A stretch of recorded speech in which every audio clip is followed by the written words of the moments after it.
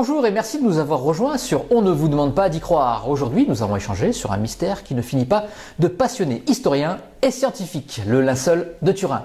Mon invité enquête depuis des années sur ce que les chrétiens appellent le sensuaire, ce tissu qui aurait servi à envelopper le corps du Christ après sa mort. Tristan Casabianca, bonjour. Bonjour. Et merci d'avoir accepté mon invitation. Merci à vous de me recevoir. Alors, d'où vient cette passion pour le sensuaire ? Oh, je dirais que la première fois que j'ai entendu parler du sensuaire, j'avais environ 17 ans, 18 ans. Et c'était à travers un livre assez, je veux dire assez mauvais, un peu ésotérique, un peu voilà, qui compulsait différentes hypothèses et un peu fantasque. Et au cours de mes études d'histoire, j'ai commencé à m'intéresser à cet objet assez mystérieux et en même temps très controversé, et petit à petit j'ai plongé à l'intérieur de ce sujet vaste, extrêmement, on pourrait dire interdisciplinaire, où il y a une multitude de disciplines qui étudient cet objet, qui font des publications chaque année, et dans des revues académiques, dans des livres grand public, dans des émissions, tout ça. Et c'était un sujet énorme qui m'a amené à faire, en même temps, à faire beaucoup de découvertes, à m'intéresser à un tas de sujets nouveaux. Ça a un peu étanché ma soif de connaissances sur des sujets divers. Ça m'a fait découvrir une multitude de disciplines dont je n'avais encore pas idée. De formation, vous êtes historien ? Alors, j'ai fait des études d'histoire. J'ai fait une maîtrise d'histoire contemporaine à la Sorbonne, à Paris 4. Puis après, je suis passé à Sciences Po Aix. Et après, j'ai fait un master de droit public. Et après, un autre master en analyse économique du droit. Et je suis venu ici travailler en Corse, donc, voilà, sur le PADUC, le plan d'aménagement et de développement durable de la Corse. Ce qui n'a rien à voir avec le linceul de Turin. Ce qui n'a rien à voir avec le linceul de Turin, évidemment. Alors, ce linceul, qu'est-ce que c'est ? Alors, le linceul de Turin, c'est un grand drap de lin qui fait environ 4 mètres 4 par 1 mètre 1. D'accord. Donc, c'est vraiment très très grand. Et il y a dessus l'image d'un homme, un homme de face et de dos. Et cet homme semble mort, crucifié, et en même temps avec un visage extrêmement serein. Et cet objet a été popularisé en 1890, à partir de 1898, parce que la photographie a révélé une image de cet homme assez saisissante, c'est-à-dire que le négatif photographique a montré cette image avec une intensité et une précision qu'on ne pouvait pas voir à l'œil nu. C'est la photo qui a dévoilé les contrastes, c'est ça ? On pourrait le dire comme ça. Elle a dévoilé d'une certaine façon le caractère, un certain caractère, une certaine propriété négative de l'image, pour le dire un peu de façon vulgarisée. Ah ouais. Donc ça a été à partir de là, le suaire de Turin est rentré de plein pied dans la modernité scientifique. On était en 1898, c'était les débuts de la photographie améliorée. C'était un photographe turinois qui a pris la photo lors d'une ostension. Et il a pris cette photo, il a eu un choc dans la chambre noire parce que sur la plaque s'est révélé tout à coup cet objet. Et là, à partir de là, la controverse scientifique sur le linceul de Turin a été lancée, et depuis, elle n'a pas cessé. On a découvert la première fois le linceul de Turin, où et quand ? Alors, le premier... Officiellement, en fait. Alors, officiellement, c'est dans la seconde moitié du XIVe siècle. La datation la plus certaine que l'on a, c'est à la fin du XIVe siècle, où là, on a un mémoire d'un évêque qui intervient auprès d'un pape en lui disant cet objet est apparu et mon prédécesseur aux environs de 1350 a dit eh bien écoutez, manifestement il s'agit là d'un faux. Et je connais le faussaire.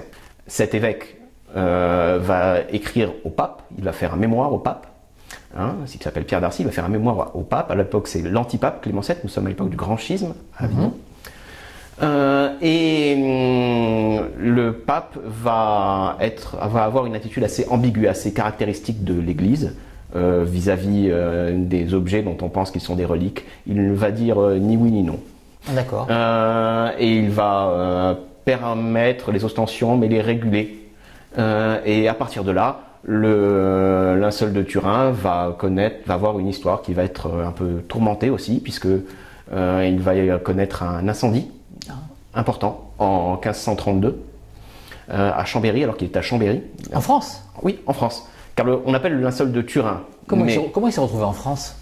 Il est apparu dans la première apparition certaine historique est en France. D'accord. À Liré, près de la ville de Troyes, en Champagne. Donc, on l'appelle le linceul de Turin parce qu'il est arrivé à Turin avec la maison de Savoie. C'était au XVIe siècle. Et à partir de là, on l'appelle le linceul de Turin. Okay. Mais les premiers documents historiques que l'on a de façon certaine le situent donc en Champagne. D'accord. Et est-ce qu'il y a des traces, je ne sais pas, par les évangiles, qu'elles soient officielles ou même apocryphes, je ne sais pas, peut-être que du linceul? Tout à fait. Il y a dans les évangiles, à la fois les évangiles synoptiques et l'évangile de Jean, des versets qui nous parlent du sphère. Et qui décrit des linges. D'accord. Il parle de linge. Alors, l'évangile de Jean, par exemple, parle autonia, des linges. On pourrait le traduire ça comme ça en grec. Les évangiles ont été écrits en grec. Et il dit autonia. Alors, c'est un mot un peu compliqué, un peu difficile à traduire, mais on pourrait le traduire par linge, bandelette. Donc, ça va amener notamment l'évangéliste à dire il y a, notamment, il vit et il crut. On pense que c'est quand il a vu les linges qui recouvraient le corps de Jésus après sa crucifixion alors qu'il était dans le tombeau, les linges affaissés, sans le corps, il vit et il crut. Parce qu'il a vu tout à coup les linges affaissés, sans le corps. Sans le corps. Donc, et là, la résurrection. Et là, il s'est dit, il est ressuscité. Donc c'est Jean qui l'aurait vu en premier. Enfin, l'évangile de Jean aurait été écrit, même a été écrit dans les années 90. Donc Jésus meurt en 30 ou en 33. Ouais, 33. Et l'évangile de Jean est écrit dans les années 90. Okay. Mais la question c'est par qui a-t-il été écrit? Est-ce qu'il a été écrit par Jean, comme on pourrait le penser, c'est-à-dire un témoin direct, ou par quelqu'un qui a entendu parler de Jean? C'était la question, mais j'arrivais pas à mettre les mots. Voilà. Non, mais c'est un sujet. Alors là encore, c'est un sujet qui est fascinant parce qu'il y a eu beaucoup de développement, même récemment. Quand je dis récemment, c'est depuis 2005. La question de savoir, c'est est-ce que les évangiles ont été écrits par des témoins oculaires? Et jusqu'alors, on va dire tout au long du XXe siècle, une des grandes tendances, ça a été de dire les évangiles n'ont pas été écrits par les témoins oculaires, etc. Et depuis les années 2005, il y a un spécialiste du Nouveau Testament qui s'appelle Richard Bauckham, qui a un peu, on pourrait dire, révolutionné la discipline en apportant des éléments nouveaux qui iraient dans le sens que certains passages pourraient être et avoir été écrits par des témoins oculaires. Donc c'est un peu plus maintenant nuancé que ce qu'on voit là, et actuellement il y a des grands débats pour savoir la fiabilité des récits, de la mémoire des évangélistes ou des personnes qui pourraient avoir entendu ces récits et les avoir retransmis aux évangélistes qui les auraient écrits. Voilà. Il y a tout un débat très, très intense et dont on n'a pas vraiment idée ici en France, mais qui a lieu dans le monde anglo-saxon. C'est un débat extrêmement, extrêmement important. Ah oui. Alors, cette impression de l'image, elle fait débat. Oui. On ne sait pas. Quelle est votre intuition, ou quelle est quelles sont les possibilités, quelles sont les hypothèses qui sont données par les scientifiques Je dirais qu'il y a trois grandes hypothèses. L'hypothèse du faux, tout bêtement, c'est l'hypothèse d'un artiste ou de quelqu'un qui veut faire une image pieuse et qui va reproduire par un moyen que l'on ne connaît pas cette image. Bon, déjà, c'est fantastique. Déjà c'est assez remarquable parce que nous sommes imaginez que le drap date du milieu du XIVe siècle. Oui. C'est un événement qui, pour les historiens de l'art, serait déjà exceptionnel. Il faudrait réécrire pas mal de pages de manuels d'histoire de l'art. On aurait donc une sorte de génie inconnu, quelqu'un qui aurait réussi à produire cette image. Il y avait un commerce à l'époque de reliques, de fausses reliques, assez important. Mais avec ce niveau-là de finesse, ça serait quelque chose d'assez exceptionnel. En plus, moi j'ai lu, parce que je me suis un petit peu intéressé au Saint-Suaire, qu'il y avait des traces de 3 dimensions en fait. On voit les endroits qui étaient les plus appuyés, ils sont plus sombres. Oui. Et ça permet d'ailleurs de faire des images en 3D du soi-disant Christ. Ouais. On pourrait voir exactement à quoi il ressemblait. Oui. Alors, il y a évidemment beaucoup de gens qui se sont essayés sur la base de ce qu'on appelle cette tridimensionnalité dont vous parlez, à faire des représentations du visage. Alors, je dirais qu'il faut peut-être être un peu plus nuancé. Cette tridimensionnalité, elle a été, ces propriétés tridimensionnelles ont été découvertes dans les années 70 par une équipe de scientifiques américains qui avait notamment travaillé avec un logiciel qui servait à trouver à essayer de trouver des reliefs pour les explorations lunaires. Ouais. Donc c'est du matériel de très haute technologie, parce qu'en 1978, il y a eu une grande équipe de scientifiques américains, majoritairement américains, qui a je vais dire, mis les mains sur le linceul pendant 5 jours et 5 nuits. Ils ont eu cet accès extrêmement privilégié, extrêmement rare, et ils ont étudié avec toute une diversité de techniques le linceul de Turin. Et donc pour en revenir à la tridimensionnalité, oui, actuellement on est un peu plus prudent concernant les caractères tridimensionnels. Il y a bien une tridimensionnalité, mais des propriétés tridimensionnelles, mais savoir si c'est une vraie tridimensionnalité, comment on se l'imagine et dans quelle mesure elle permet de reproduire l'image. Tout cela est un peu plus compliqué que ce que ça paraît au premier abord. Il y a plusieurs couleurs sur le linceul? C'est un drap qui est maintenant jauni, mais effectivement on voit il y a plusieurs nuances de couleurs. Le dessin en lui-même. Oui, c'est une image qui est d'abord extrêmement superficielle. D'accord. Il faut s'imaginer qu'on est dans l'ordre d'une image extrêmement superficielle, de l'ordre de dizaines de microns. Ah bon? Donc c'est quelque chose, voilà, et oui, c'est pour ça qu'on n'arrive pas à la reproduire notamment. On a cette difficulté de la reproduction de l'image parce qu'il y a vraiment cette superficialité de l'image. Et notamment quand on veut la reproduire, des scientifiques actuellement, notamment italiens des agences de physique italiennes, ont recours à des lasers. Voilà. Ah oui. Il faut employer des lasers pour la reproduire. Donc évidemment, c'était pas un objet, le laser, qu'on pouvait trouver au Moyen-Âge, ça aurait été un peu compliqué. Donc la question c'est si l'image avec ces caractéristiques-là, bien précises, a été faite au Moyen-Âge, comment? Parce qu'elle n'a pas été faite par un artiste peintre. J'entends artiste peintre parce que on ne trouve pas de direction sur l'image. Donc cette hypothèse a été balayée déjà? Oui, elle a été balayée en 1978 avec cette équipe de scientifiques américains qui s'appelait le STURP, et une de leurs premières interrogations, c'était de se dire, évidemment, est-ce que c'est un peintre qui l'a fait? Donc ils ont recherché des traces de directionnalité. Pourquoi directionnalité? Parce que quand on donne des coups de pinceau, on fait des coups de pinceau comme ceci, et à partir de là, pour les scientifiques, c'est assez facile de déterminer quel est le sens l'image a été faite, et à partir de là, on voit très bien les différents coups de pinceau. Il a été montré, donc cette image n'était pas directionnelle, et donc n'était pas l'œuvre d'un peintre, comme on peut se l'imaginer. Donc la question c'est comment? Et la conclusion de cette équipe américaine a été de se dire, en 1981, ils ont dit c'est un mystère en cours. Voilà. En cours. En cours. Bon, ça veut dire que ça peut durer des années. Et ça continue. Et ça continue. Et là, quelle est l'hypothèse la plus crédible? Est-ce qu'il y a eu des études au carbone 14? Comment ça s'est passé Alors, dans le temps? Après cette grande investigation de 1978, ils ont demandé à ce qu'il y ait une radiodatation, car c'était une technique qui commençait à être très bien développée et on pouvait prélever un bout de tissu qui n'était pas extrêmement important et arriver à une datation assez précise.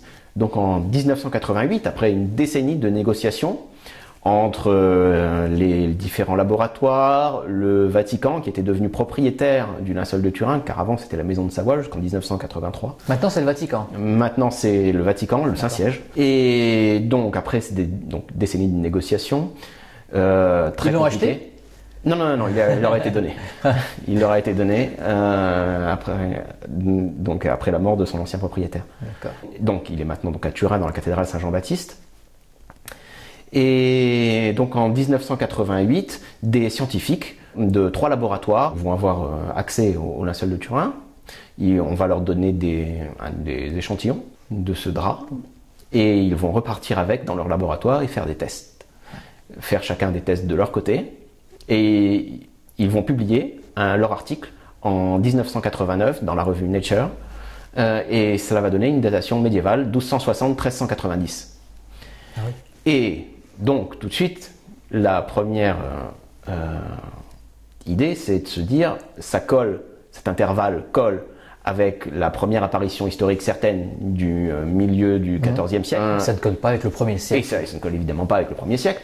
Donc, le linceul de Turin est, alors, on a entendu le mot faux, etc. Et après, ils se sont repris, ils se sont dit, c'est peut-être pas vraiment un faux, on ne connaît pas les intentions de l'auteur. Est-ce qu'il a vraiment voulu faire un faux?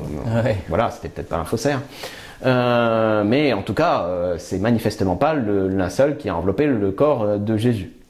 Donc on pensait que ça allait mettre un point final à la controverse. Mais en fait, ça n'a fait que rajouter un chapitre qui est encore en train de s'écrire à l'heure actuelle. Racontez-moi. Quelle est la suite? La suite a été et continue à être assez mouvementée. Elle continue à être assez mouvementée parce que tout de suite, on a noté que le protocole assez scrupuleux n'avait pas été soigneusement respecté par les laboratoires. Bon, j'entrerai pas dans les détails ici, mais évidemment, tout de suite, ça a jeté une suspicion sur l'article de Nature qui manifestement ne racontait pas les faits comme ils s'étaient déroulés. Quel est l'intérêt à ne pas respecter il faut qu'il y ait un intérêt quelque part. Je ne sais pas s'il y a un intérêt. Après, c'est toujours, avant de prêter des intentions aux personnes, on peut juste se contenter de décrire les faits et de dire que manifestement, ils ne collent pas avec la réalité. Donc, il y avait des problèmes au niveau des échantillons, notamment. Il disait qu'il y avait 3 échantillons qui avaient été prélevés. En fait, c'était 4. Il y avait un laboratoire, qui a été le laboratoire de l'Arizona, qui avait 2 échantillons. Et qui avait prélevé 2 échantillons. Et on a appris au cours des années qu'il n'avait pas testé tous ces échantillons comme c'était prévu par le protocole. Il l'a officiellement admis. Et donc, ça jette quand même une suspicion. Pourquoi ne pas avoir testé tous les échantillons? Et puis après cela, il y a eu notamment des investigations d'un point de vue statistique qui ont été faites parce que la datation au carbone 14, c'est un phénomène qui doit être validé par des moyens statistiques. On doit déterminer si la validité statistique de l'âge calendaire qui est soumis est fiable. Et à partir de là, on s'est rendu compte que manifestement ça ne collait pas et que les dates n'auraient pas pu être fusionnées. Parce que pour être fusionné, il faut que le pourcentage statistique soit bon. Et là, il n'était pas. Donc quand on a refait les calculs qui a été présent dans l'article de Nature, on s'est rendu compte qu'il y avait quelque chose qui clochait.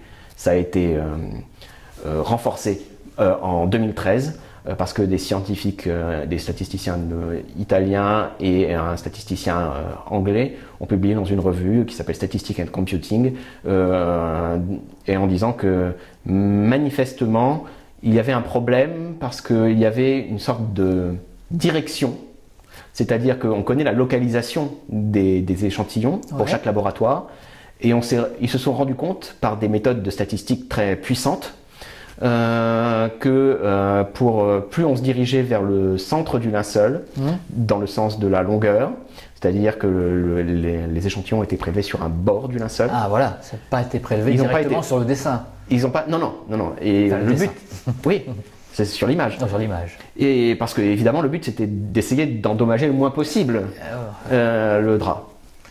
Et à partir de là, ils se sont rendus compte que plus on se dirigeait vers le centre du linceul, plus l'âge de ce drap rajeunissait. Okay. Et que si on avait prolongé de façon hypothétique cette datation, on se serait dirigé, on aurait eu une datation dans le futur, notre futur à nous. Je comprends. Donc il y avait quelque chose qui clochait. Il y avait manifestement une contamination de l'échantillon. Il y avait quelque chose qui n'allait pas. Donc la conclusion de l'article de Nature qui disait nous avons des preuves extrêmement fortes. Il disait conclusive evidence. Il disait voilà une preuve conclusive que cet échantillon est bien médiéval. Là, manifestement, ne serait-ce qu'en employant ces données-là, basées sur l'article de Nature, ces recherches statistiques montraient cette démonstration dans l'article de Nature n'était pas aussi fiable qu'il le prétendait. À moins que le linceul vienne du futur. À moins que le linceul vienne ce serait peut-être retour vers le futur, mais dans ce cas-là, ça serait encore plus exceptionnel. Donc, manifestement, il y avait un problème.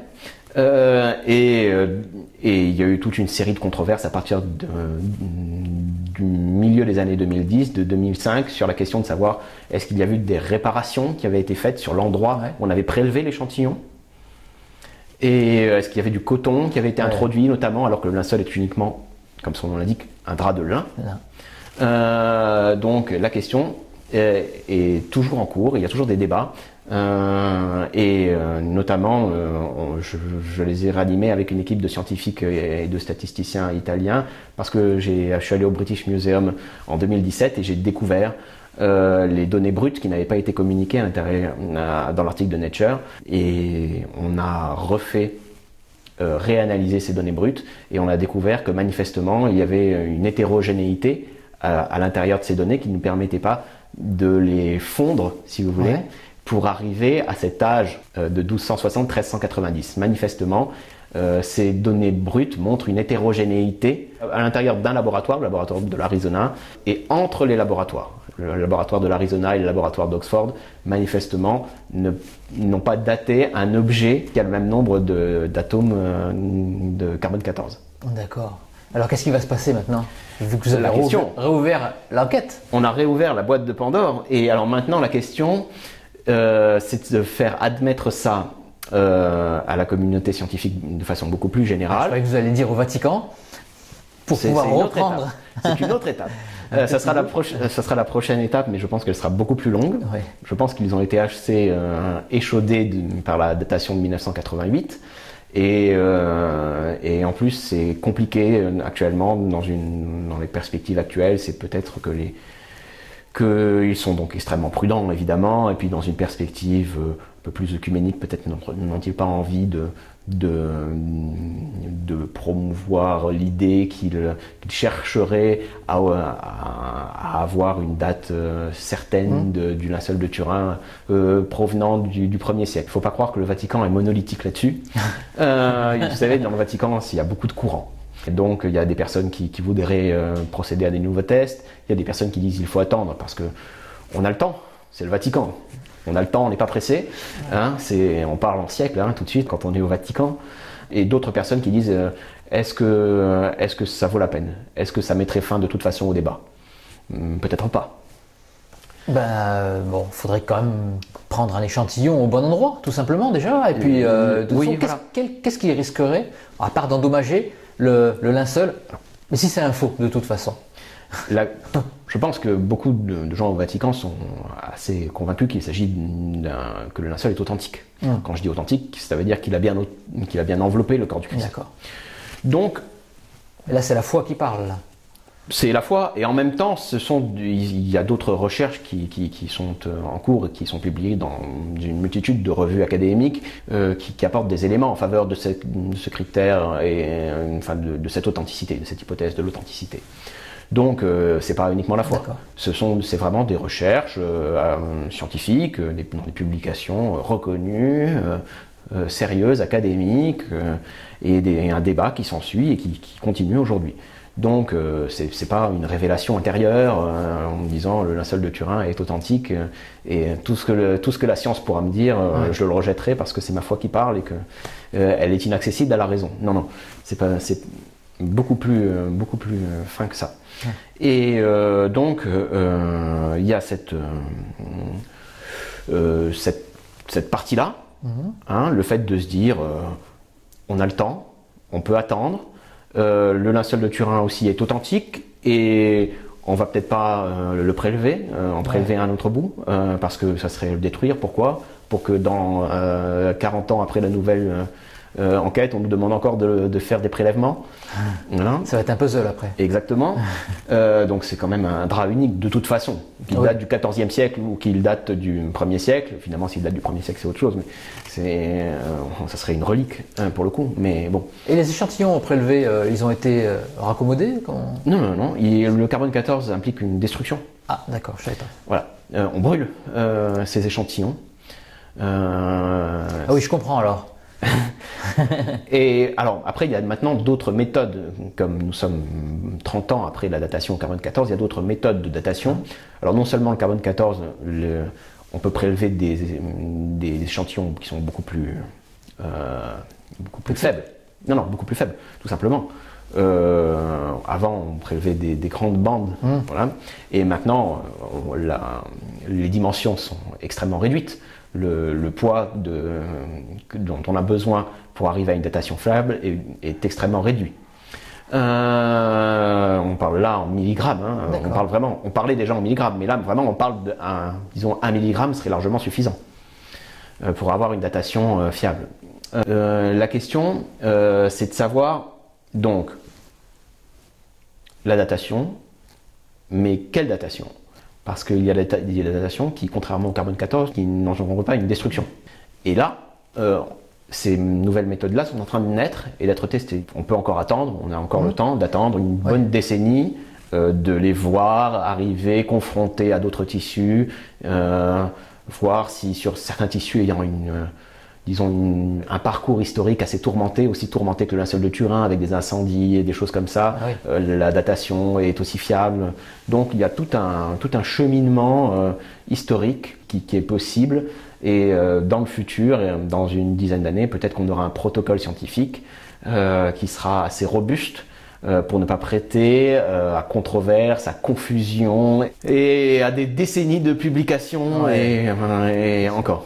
J'ai vu que il y avait des lettres et des mots écrits autour de la tête de Jésus-Christ. Bon, je dis Jésus-Christ, de l'image. Oui. Qu'est-ce que c'est que ces mots? Différentes personnes scientifiques ont examiné les photographies qui ont été prises tout au long du XXe siècle et ont pensé avoir découvert des traces, ce qu'on appelle des fantômes d'écriture autour du visage notamment. C'est-à-dire on les voit pas à l'œil nu, ces mots. Ah, d'accord. Non, bien sûr que non. Et la question c'est de savoir, est-ce que c'est vraiment des mots ou est-ce que c'est quand on parle de fantômes, est-ce que c'est ce qu'on s'imagine être des mots? C'est-à-dire que notre esprit et les logiciels arriveraient à créer des illusions. Un peu comme quand vous regardez un nuage et vous avez l'impression que tout à coup ça vous rappelle quelque chose, je sais pas moi, votre maison, mais alors que non, c'est votre cerveau qui est par un processus qui est gravé dès la naissance, formé à reconnaître par exemple des visages. Votre cerveau immédiatement, par un processus assez qu'on appelle bayésien, de probabilité bayésienne, il fonctionne comme ça, va vous amener à trouver des formes humaines, des visages que dans différents objets un peu flous, Donc c'est un phénomène qu'on appelle la pareidolie. Donc votre cerveau est fait comme ça. Il va rechercher ce qu'il connaît. D'accord.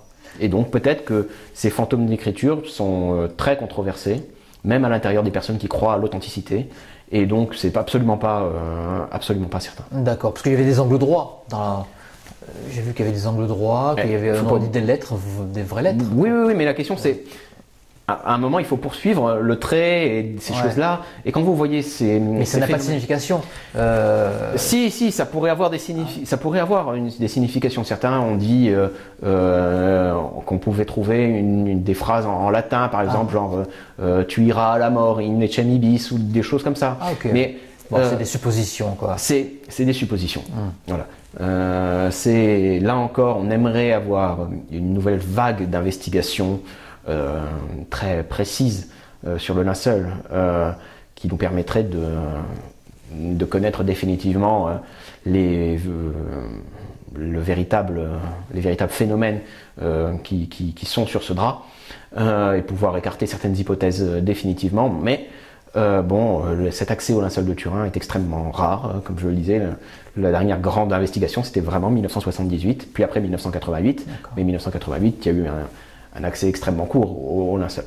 Et il n'est pas exposé, je suppose.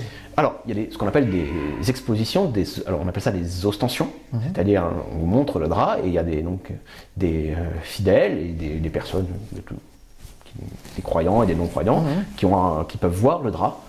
Et quand ce drap est exposé, mais il est exposé de façon assez irrégulière. La dernière grande exposition, ostension donc, date de 2015. D'accord. Voilà, et avec le pape François qui est venu.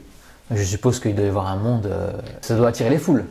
Ça attire effectivement les foules, donc pendant plusieurs mois, 2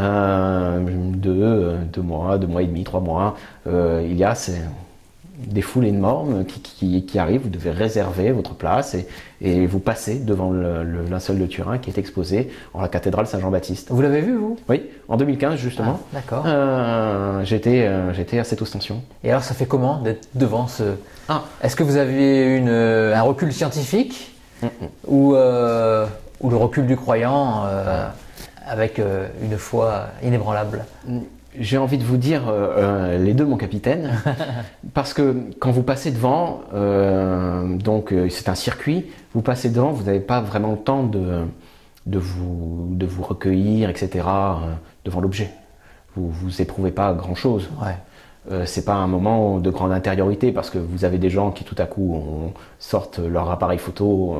On a le droit de le photographier? Bah non, mais donc vous avez les gardes qui derrière disent écoutez, rangez votre appareil, etc. Bon. Les gardes suisses, ils rigolent pas, hein? Alors c'était pas les gardes, pas les gardes suisses, mais voilà, vous imaginez bien l'ambiance. Donc c'est pas un moment propice pour le recueillement, mais on peut le voir.